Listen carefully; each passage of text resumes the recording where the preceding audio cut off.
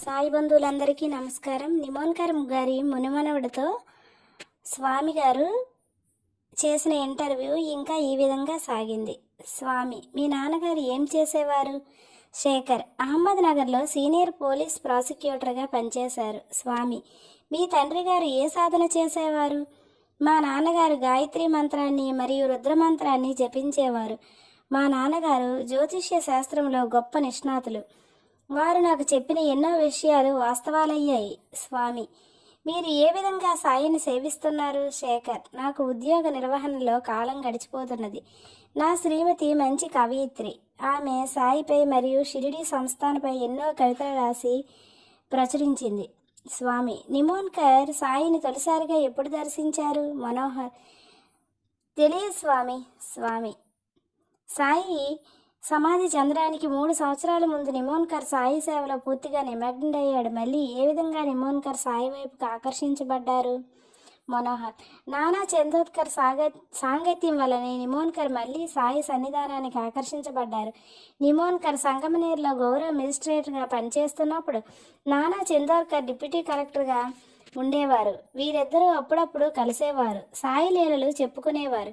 ఈ విధంగా నిమోన్కర్ మళ్ళీ సాయి సన్నిధికి రావడం జరిగింది. స్వామి: స్వామి: నిమోన్కర్ చేసిన సేవలను మీ తండ్రి గారి ద్వారా మీరు ఏమైనా విన్నారా? మనోహర్: ద్వారకామాయి పునరుద్ధరణ సేవను సాయి నానాకు ప్రసాదించారు. నిమోన్కర్ దగ్గర ఉండి ఈ కార్యక్రమాన్ని చక్కగా చేయించారని నేను విన్నాను. అంతేకాదు, ఈ కార్యక్రమానికి చందా కూడా నిమోన్కర్ ఇచ్చాడని నేను విన్నాను. సాయి బంధువులారా, నిమోన్కర్ ఎప్పుడు పరంపదించినది హేమత్ పంత్ కానీ నరసింహస్వామి కానీ ఏ రచయితలు కానీ వ్రాయలేదు.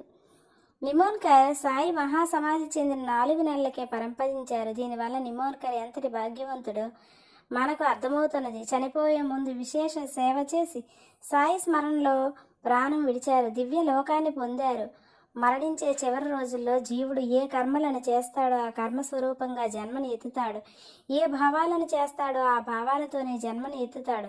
ఎవరిని ధ్యానిస్తూ మరణిస్తాడో ఆ రూపాన్నే పొందుతాడు. ఎవరిని చింతిస్తూ మరణిస్తాడో వారినే పొందుతాడు. అందుకే ఉపనిషత్ మరణ సమయంలో జీవుడు ఎట్టి సంకల్పాలు చేయుచున్నాడో ఆ సంకల్పానుసారంగా ముఖ్య ప్రాణవృత్తిని పొందుచున్నాడు.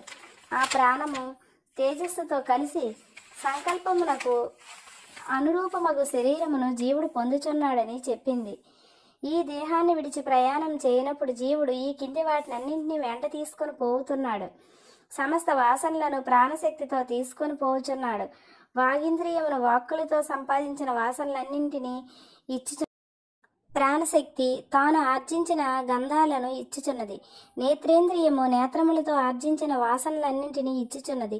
శ్రవణేంద్రియము తాను ఆర్జించిన శబ్ద సంస్కారాలను ఇచ్చుచున్నది. మనస్సు తాను ఆర్జించిన సంకల్ప వాసనలన్నింటినీ ఇచ్చుచున్నది. ఈ విధంగా ప్రాణాత్మ సర్వాన్ని స్వీకరించుచున్నది. ప్రాణాత్మయే బుద్ధి ప్రజ్ఞగా పనిచేయుచున్నది. బుద్ధి ప్రజ్ఞయే ప్రాణాత్మగా పనిచేయుచున్నది. ఈ రెండును కలిసియే దేహములో నివసించి ఉన్నవి. దేహమును విడిచినప్పుడు కూడా ఈ రెండును కలిసియే ప్రయాణం చేయుచున్నవని అపూర్వంగా తెలిపినది.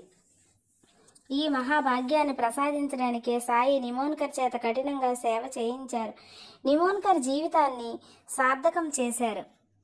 ఇంతటితో నిమోన్కర్ జీవిత విషయాలను గుర్చిన విషయాలన్నీ ఈ వీడియోలో పూర్తయ్యాయి. ఇంకా తర్వాత వీడియోల్లో మిగతా విషయాల గురించి మనము చర్చిద్దాం. ఇంకా మిగిలిన భక్తుల గురించి కానీ లేదా లలితా సహస్రనామాలకి భాష్యాన్ని కానీ చెప్పాలనుకుంటున్నాను. ఈ వీడియో కనుక మీకు నచ్చినట్లయితే లైక్ చేయండి, మీ ఫ్రెండ్స్కి ఫ్యామిలీ మెంబర్స్కి షేర్ చేయండి. అలాగే నా ఛానల్ కనుక మీకు నచ్చినట్లయితే నా ఛానల్ని సబ్స్క్రైబ్ చేసి నన్ను ఎంకరేజ్ చేయండి. Thank you friends. Keep watching.